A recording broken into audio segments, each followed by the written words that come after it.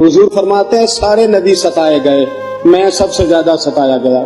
حضور فرماتے ہیں سارے تڑپائے گئے، میں سب سے زیادہ تڑپایا گیا۔ حضرت سلمان فارسی فرماتے ہیں نبی پاک کا چہرہ مبارک بھوک سے اترا ہوا تھا، نبی پاک علیہ السلام کو شدید بھوک لگی ہوئی تھی۔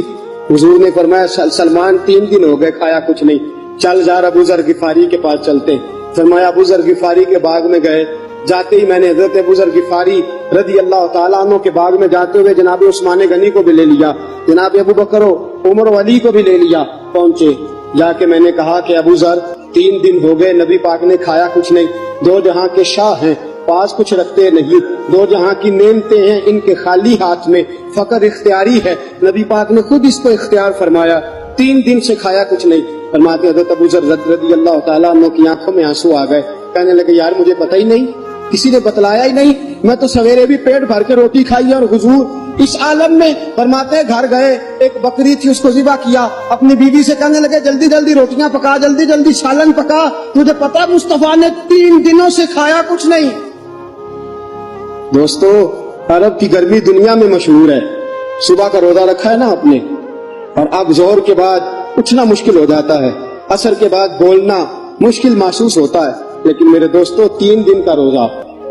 بغیر افطاری کے روزہ، میرے نبی کریم علیہ السلام کے صحابی اپنی بیوی سے کہتے ہیں جلدی کر 3 دن ہو گئے حضور نے کھایا کچھ نہیں۔ آپ کی بیوی نے جلدی سے روٹی پکانی شروع کر دی، سالن تیار۔ حضرت جناب ابو ذر فرماتے ہیں دوبارہ باغ میں گیا،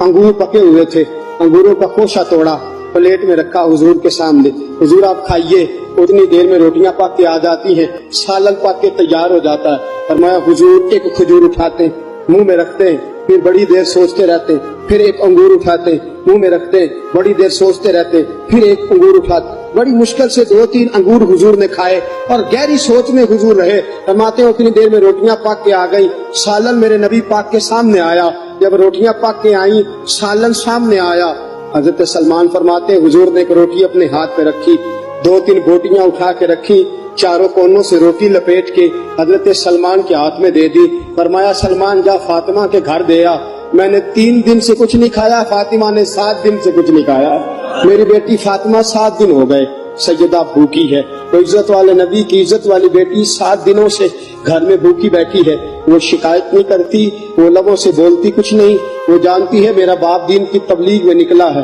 میرے رسول پاک صلی اللہ علیہ وسلم نے فرمایا گھر جا اور جا کے حضرت فاطمہ کو یہ دے آ۔